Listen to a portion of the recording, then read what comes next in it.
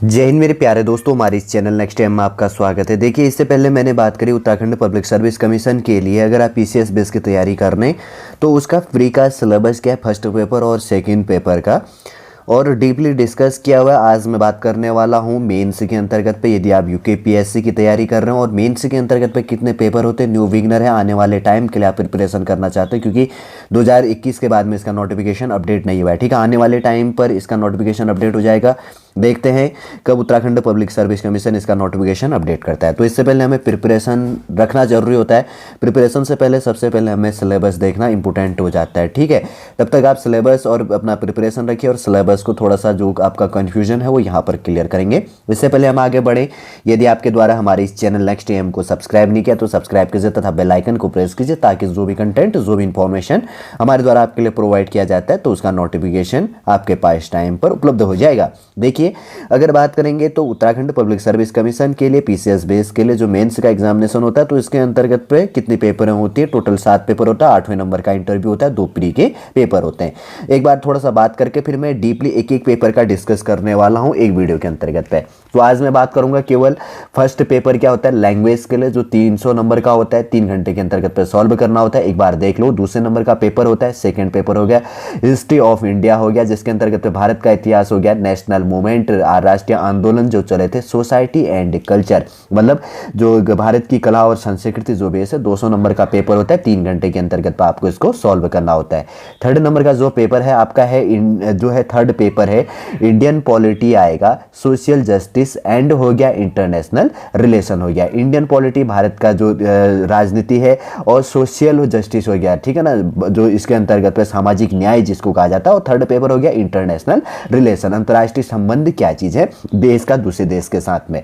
तो 200 नंबर का ये पेपर होता है। 3 घंटे के अंतर्गत पे इसको सॉल्व करना होता है। चौथे नंबर का जो पेपर होता है, फोर्थ नंबर का fourth paper India and world geography. ध्यानपूर्वक सुनिएगा, इंडिया और भारत का, मतलब सॉरी, भारत और विश्व का जो भूगोल है उसके बारे में डिस्कस होती है इसमें, उसके बारे में पूछा जाता है। 200 नंबर का पेपर 3 घंटे के अंतर्गत पे सॉल्व करना होता है।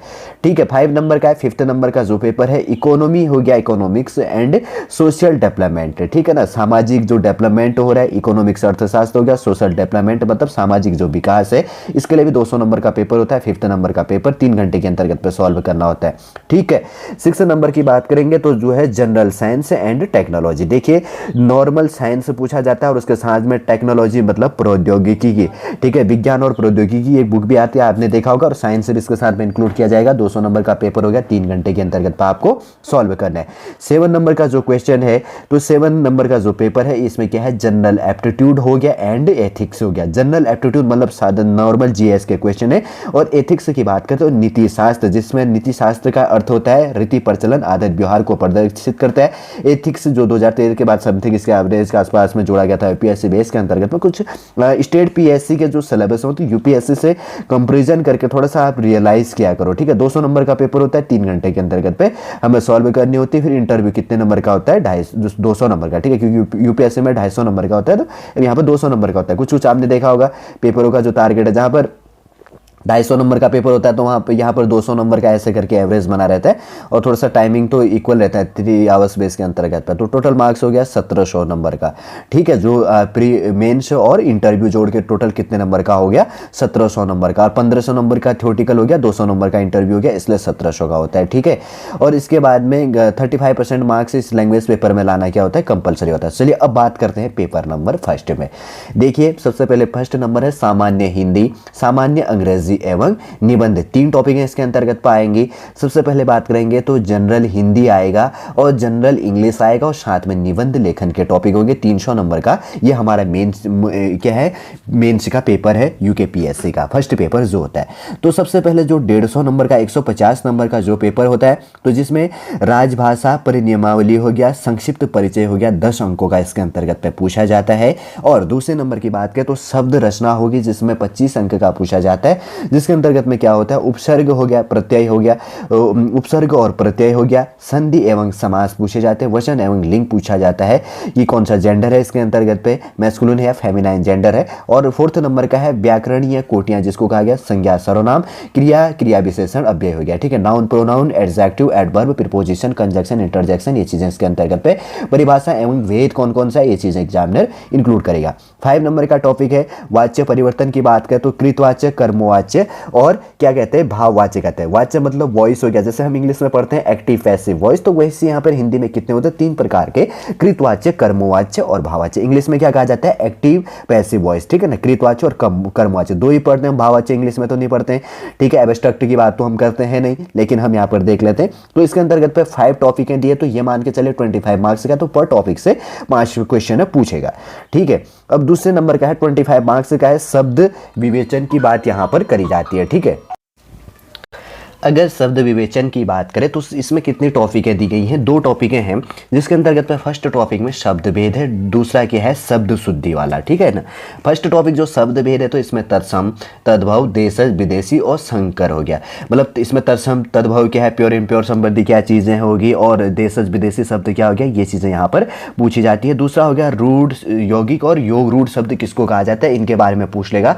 और तीसरा है इसी के अंतर्गत पे पर्यायवाची हो गया, समानार्थी हो गया, विलोम, ठीक है ना। एंटोनिम सिनोनिम पूछता है और समानार्थी बेस पूछता है, अनेकार्थी शब्द पूछता है, समूहवाची पूछता है, समूह समरूप किंतु भिन्नार्थक हो गया, ठीक है। परिभाषिक हो गया, शब्द युग्म हो गया, वाक्य या वाक्यांश के लिए एक शब्द, वन वर्ड सब्स्टिट्यूशन, ठीक है ना। अनेक शब्दों के लिए एक शब्द जैसे पूछा जाता है तो वो चीज़ हो गया। और संक्षिप्ताक्षर करके, ठीक है ना, टॉपिक है, इनके बारे में पूछ लेगा। और तीसरा सेकंड है टॉपिक इसी के अंतर्गत पे शब्द शुद्धि होगी, ठीक है, आप समझ गए होंगे। फिर है उसके बाद में वाक्य रचना, 10 नंबर के हैं, 5 टॉपिक हैं। वाक्य रचना की बात करेंगे तो पहला टॉपिक है रचना के आधार पर वाक्य परिवर्तन, ठीक है। जैसे सरल वाक्य किसको कहा जाता है, मिश्रित वाक्य किसको कहा जाता है, संयुक्त वाक्य किसको कहा जाता है, ये टॉपिक पूछ लेता है। दूसरे नंबर का क्या है, व्याकरण के आधार पर वाक्य परिवर्तन, जैसे पूछ लेगा कि प्रश्नवाचक चिन्ह कहां पर लगता है, क्वेश्चन दे देगा, कोई मतलब एक टॉपिक, एक लाइन दे देगा, एक सेंटेंस दे देगा कि विस्मयादि बोधक चिन्ह या सकारात्मक या नकारात्मक क्या इसमें सही लगा है या कहां पर ये चिन्ह लगेगा, ऐसे करके एग्जामिनर घुमा के थोड़ा सा पूछ लेगा। फिर है विराम चिन्ह, थोड़ा सा रुकने के लिए हल्का सा एक कॉमा लगता है ना, तो उसको विराम चिन्ह कहते हैं। तो विराम चिन्ह कहां पर लगता है, या वाक्य शुद्धि, वाक्य मतलब सेंटेंस दे देगा, क्या इसका पूरा जो सेंटेंस सही है नहीं है, इसको बात करेगा। फिर स्लोगन जो लेखन है, स्लोगन को लिखने वाला संबंध यहां से टॉपिक पूछ लेगा, ठीक है। फिर उसके बाद में आगे आएगा 10 नंबर का है भाषा का मानकीकरण हो गया। भाषा का मानकीकरण की बात करेंगे तो 4 टॉपिक है। सबसे पहले है वर्तनी का मानकीकरण, मतलब वर्तनी मतलब जो आपका प्रोनाउंसिएशन, जो आप उच्चारण करने हैं, वर्तनी लैंग्वेज के अंतर्गत पे क्या मानकीकरण की बात करेगा। फिर व्याकरण का मानकीकरण, जो ग्रामर का है उसका मानकीकरण किया जाएगा। फिर लिपि हो गया, जिसको इंग्लिश में स्क्रिप्ट कहा जाता है, स्क्रिप्ट का मानकीकरण। फिर उच्चारण का मानकीकरण, ठीक है ना, प्रोनाउंसिएशन का मानकीकरण। मतलब 4 टॉपिक है, लगभग पर टॉपिक से 3 क्वेश्चन या 2 क्वेश्चन ऐसे करके इंक्लूड कर लेगा, ठीक है। अब देखिए यहाँ पर लोकोक्ति और मुहावरे क्या है, 10 नंबर के पूछने हैं, 2 टॉपिक हैं, तो 5-5 क्वेश्चन वैसे पूछ सकता है यहाँ पर एग्जामिनर, ठीक है ना। नहीं तो कहीं पर 6 पूछेगा तो कहीं पर 4 पूछ लेगा, ऐसे करके थोड़ा सा, लेकिन 5-5 क्वेश्चन पूछेगा, ये चीज ध्यान में रख लो आप। फिर आ जाता है अपठित गद्यांश हो गया, जिसके अंतर्गत 15 नंबर का, ठीक है ना, यूपीएससी बेस में भी एक पूछा जाता है, लेकिन ये वो 75 नंबर मार्क्स का होता है, 5 क्वेश्चन पूछता है, पर क्वेश्चन 5 मार्क्स के अंतर्गत होता है, इसलिए 75 मार्क्स से बन जाता है, जो कंपलसरी होता है। और उसके बाद में अगर सबसे पहले बात करेंगे तो यहाँ पर एक अपठित गद्यांश दिया जाएगा 15 नंबर का, और यूपीएससी में 75 नंबर का दिया जाता है, ठीक है ना। तो यहाँ पर 3 होते हैं, सबसे पहले इसका शीर्षकीकरण किया जाता है, फिर भावार्थ, दूसरा भावार्थ, और तीसरा क्या होता है, रेखांकित अंशों की व्याख्या करना होता है। तो पहला जो शीर्षकीकरण करना होता है तो वो 2 नंबर का पूछा जाता है। भावार्थ की बात करें तो 5 मार्क्स का पूछा जाता है। और थर्ड, अगर रेखांकित अंशों की व्याख्या की बात कही जाती है तो 8 नंबर का यहाँ पर पूछा जाता है, ठीक है। फिर उसके बाद की बात करेंगे तो एक 20 नंबर का जो यहां पर पूछा जाता है कार्यालयीय पत्रों के प्रारूप। देखिए कार्यालयीय पत्रों का प्रारूप है, 20 मार्क्स का यहां पर पूछा जाता है। 3 पत्र यहां पर लिखने को मिलेंगे आपको, 5-5 नंबर का, ठीक है ना। 15 नंबर का इसके अंतर्गत जो बांटा गया है, अभी देखते हैं इसमें क्या बात करी गई है। और उसके बाद में जो यहाँ पर है कार्यालयीय पत्रों के जो प्रारूप है 20 मार्क्स का है। फिर उसके बाद में शासकीय पत्र की बात करेगा, अर्धशासकीय पत्र की बात करेगा, अधिसूचना हो गया, परिपत्र हो गया, कार्यालय आदेश हो गया, कार्यालय ज्ञाप हो गया, और अनु स्मारक विज्ञप्ति और टिप्पण संबंधी हो गया, प्रारूप और संक्षेपण संबंधी हो गया। तो 15 नंबर का 5-5 नंबर के 3 पूछेगा, ऊपर क्या है कार्यालयीय पत्रों के प्रारूप संबंधी, ठीक है। फिर उसके बाद में यहाँ पर दूसरा पूछना है हिंदी भाषा का कंप्यूटरीकरण, शब्द संसाधन और डाटा प्रविष्ट और मुद्रण हो गया इंटरनेट। ठीक है, थोड़ा सा कंप्यूटर संबंधी, हिंदी भाषा संबंधी और डाटा प्रविष्टिंग मतलब मुद्रण संबंधी, इंटरनेट संबंधी 10 क्वेश्चन यहाँ पर एग्जामिनर आपको पूछ लेगा। फिर उसके बाद की बात करेंगे तो यहाँ पर क्या किया जाएगा, फिर आ जाता है जनरल इंग्लिश की बात करेंगे तो 20 मार्क्स का यहाँ पूछा जाता है। जैसे सबसे पहले बात करेंगे तो 10 इसके अंतर्गत पर जो पहला है 10 नंबर का जो क्वेश्चन पूछा जाता है तो क्या चीजें हैं, ये काफी इंपॉर्टेंट हो जाता है। कंप्रीहेंशन, आपको एक पैसेज दिया जाएगा जिसके अंतर्गत पर आपको क्वेश्चन सॉल्व करने होंगे, आप समझ गए होंगे, ठीक है ना। जैसे इसमें सारा ग्रामर इंक्लूड किया गया है। जैसे आप यहाँ पर शॉर्टली में बात करता हूँ, ज्यादा बात नहीं करेंगे। कंप्रीहेंशन पैसेज के अंतर्गत पर जैसे यहाँ पर आ जाएगा कि लैंग्वेज हो गया, कंपोनेंट्स बेस के अंतर्गत पर सच एज वोकेबुलरी हो गया, फ्रेजल वर्ब हो गया, सिनोनिम एंटोनिम इट इसके अंतर्गत पे इंक्लूड हो जाएगा। और दूसरा है यहाँ पर translate from Hindi to English, English to Hindi. 5 marks का यहाँ पे पूछा जाता है। यूपीएससी में ये टॉपिक काफी इंपॉर्टेंट है। यूपीएससी में कंपलसरी जो पेपर होता है तो उसमें भी हिंदी इंग्लिश बेसों में यही टारगेट रहता है कि हिंदी से इंग्लिश में ट्रांसलेट करो और इंग्लिश से हिंदी और हिंदी से इंग्लिश में ट्रांसलेट करो। 20-20 नंबर का पूछा जाता है, लेकिन स्टेट पीएससी बेस में मैंने कहा ना कि थोड़ा सा मार्क्स का और क्वेश्चन का लेवल घटा देता है यूपीएससी बेस में, लेकिन कुछ कुछ तर्जें उसकी क्या होती है, यूपीएससी बेस में स्टेट पीएससी का भी तर्ज होता है। तो पहला कंप्रीहेंशन बेस हो गया, उसमें वोकेबुलरी संबंधी एटसेट्रा बहुत सारा टॉपिक है इंक्लूड कर लेगा, क्वेश्चन है जो ये 10 नंबर का है। फिर उसके बाद में ट्रांसलेट करना आपको एक टॉपिक है, Hindi to English, English to Hindi वाले बेस में दे देगा, एक टॉपिक देगा या 2 भी दे सकता है, तो 5 नंबर का, तो मान के चलो 2.5 नंबर का जो भी उसका एवरेज रहेगा। तो आपको तैयारी पूरी रखनी है हिंदी से इंग्लिश ट्रांसलेट करने में और इंग्लिश से हिंदी में ट्रांसलेट करने में। और उसके बाद में कॉमन एरर इन इंग्लिश, फिर एक कॉमन एरर होगा इन इंग्लिश, कोई ग्रामर सेंटेंस दे देगा, पैराग्राफ दे देगा या लाइन सेंटेंस दे देगा, तो 5 क्वेश्चन या कुछ ऐसे पैराग्राफ दे देगा तो 5 मार्क्स का इसके अंतर्गत होगा। 20 नंबर का हिंदी इंग्लिश ग्रामर यहाँ पर पूछा जाता है, ठीक है। फिर उसके बाद में जब आ जाता है तो निबंध लेखन के लिए, ऐसे राइटिंग के लिए 130 नंबर का ऐसे राइटिंग होता है, ठीक। साथ में पूरा दिया जाता है, दिए गए दो खंडों में खंड क में उल्लिखित विषयों में से किसी एक विषय का चयन करते हुए हिंदी अथवा अंग्रेजी भाषा में लगभग 500 शब्दों एवं खंड ख में मतलब बी में उल्लिखित विषयों में से किसी एक विषय का चयन करते हुए हिंदी या अंग्रेजी भाषा में लगभग 700 शब्दों का अभ्यर्थी गण द्वारा निबंध लिखा जाएगा। ऐसे राइटिंग करनी है। फर्स्ट पार्ट ए है, पार्ट बी है। पार्ट फर्स्ट के अंतर्गत पे 500 वर्डों का लिखना और पार्ट बी के अंतर्गत पे 700 अक्षरों का लिखना। आपको जो लैंग्वेज आपका सही लगता है तो आप उस लैंग्वेज में इसमें लिख सकते हैं। देखिए सबसे पहले पार्ट फर्स्ट है तो इसमें टॉपिक जैसे दी जाती है तो इसके अंतर्गत से एक ऐसे आपको लिखना होगा, ठीक है। पहला अगर टॉपिक की बात करेंगे तो उत्तराखंड की सामाजिक संरचना हो गया, सोशल स्ट्रक्चर की बात कही गई है, इतिहास की बात करी गई, हिस्ट्री की बात करी गई है, संस्कृति एवं कला हो गया, culture and art of Uttarakhand base से, ठीक है। उत्तराखंड की सामाजिक संरचना, इतिहास, संस्कृति एवं कला बेस में से सोशल स्ट्रक्चर हो गया, हिस्ट्री होगी, कल्चर हो गया एंड आर्ट ऑफ कल्चर की, आर्ट ऑफ उत्तराखंड का मतलब जो आर्ट और कल्चर है उसके बारे में एक टॉपिक है। इसमें से या तो पूछ सकता है या पूछेगा। यहाँ पर दूसरा टॉपिक दिया गया उत्तराखंड का आर्थिक एवं भौगोलिक परिदृश्य एवं पर्यावरण, इकोनॉमिक्स एंड जियोग्राफिकल बेस के अंतर्गत पे हो गया। इसके अंतर्गत पे जैसे का कहा गया है ना, जियोग्राफिकल बेस के अंतर्गत पे सिनेरियो है एंड हो गया इन्वायरमेंटल ऑफ उत्तराखंड, उत्तराखंड का आर्थिक एवं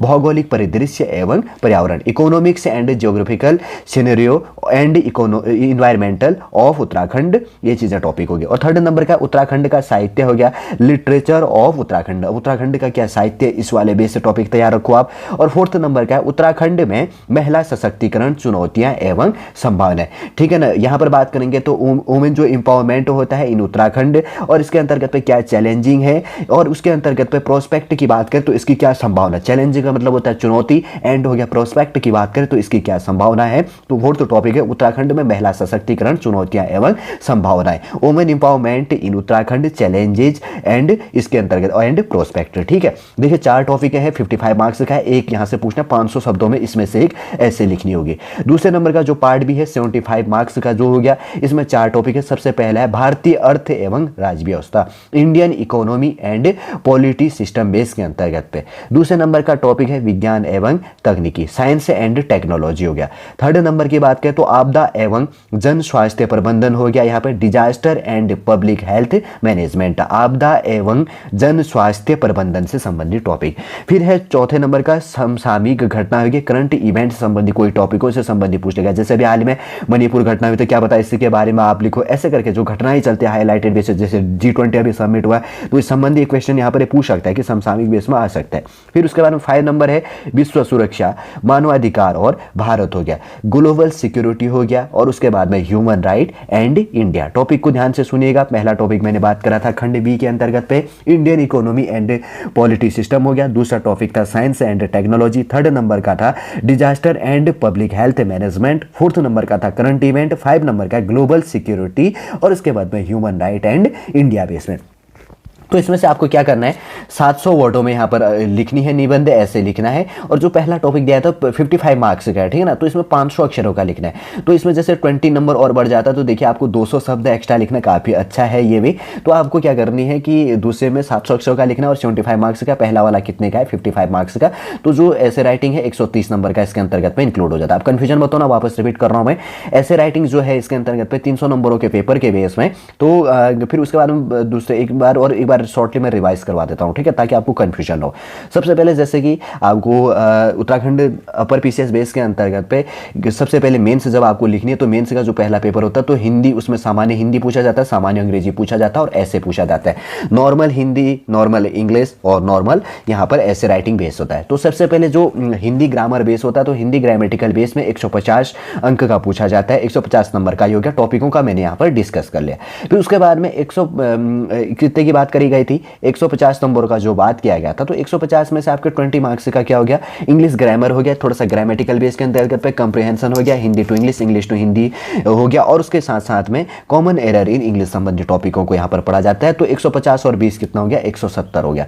फिर उसके बाद में अगर बात करेंगे तो 130 नंबर का क्या पूछा जाता है, यहाँ पर ऐसे राइटिंग आपकी होती है, जिसमें ऐसे राइटिंग के अंतर्गत आपको क्या करना होता है, 2 ऐसे लिखने होते हैं। पहले टॉपिक पार्ट फर्स्ट और पार्ट सेकंड के अंतर्गत पे, पार्ट फर्स्ट के अंतर्गत पे 500 अक्षरों का लिखना होता है, और दूसरे टॉपिक के अंतर्गत पे, दूसरा पार्ट बी के अंतर्गत पे 700 वर्डों के अंतर्गत पे 700 शब्दों में लिखना होता है। जैसे पार्ट फर्स्ट के अंतर्गत पे जो 500 अक्षर लिखने तो 55 अंकों का इसके अंतर्गत हो गया, 55 मार्क्स का, और 4 टॉपिक इसके अंतर्गत पे दी गई है जो उत्तराखंड से संबंधित है, ठीक है। दूसरा पार्ट बी के अंतर्गत पे 75 मार्क्स का है, जिसके अंतर्गत पे इकोनॉमी बेस है और पॉलिटी सिस्टम बेस के अंतर्गत पे किया गया, साइंस और टेक्नोलॉजी यहाँ पर हो गया, डिजास्टर संबंधी हो गया, पब्लिक हेल्थ मैनेजमेंट संबंधी हो गया, करंट इवेंट संबंधी हो गया, और ग्लोबल सिक्योरिटी बेस के अंतर्गत पे ह्यूमन राइट एंड इंडिया इसके अंतर्गत पे ह्यूमन राइट्स बेस हो गया एंड इंडिया बेस के अंतर्गत पे जो टॉपिक हो गया 75 मार्क्स का हो गया। तो आपको इसके अंतर्गत पे 700 शब्दों में लिखना है, ठीक है। भाषा के प्रश्न पत्र में न्यूनतम 35% अंक प्राप्त करना अनिवार्य होगा।